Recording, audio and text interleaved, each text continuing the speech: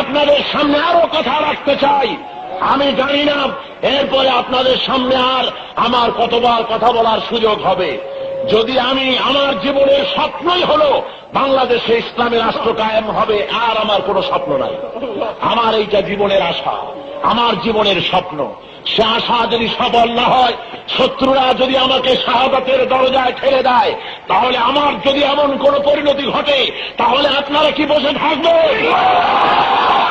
মহল্লায় মহল্লায়, পাড়ায় পাড়ায়, সর্বত্র ইসলামী আন্দোলনের দুর্গ গড়ে তুলতে হবে। আমাদের একটাই টার্গেট থাকবে, আমরা আল্লাহর দ্বীন কায়েম করতে চাই, আর কিছু না।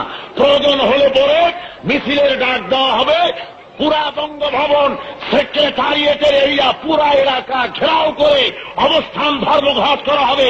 কামান আসবে, গোলা আসবে, বোমা আসবে, হাজার হাজার শহীদ হবে, তারপরেও রাজধানী ছেড়ে দেওয়া হবে না যতক্ষণ কলেমার পতাকা উড্ডীন হয়।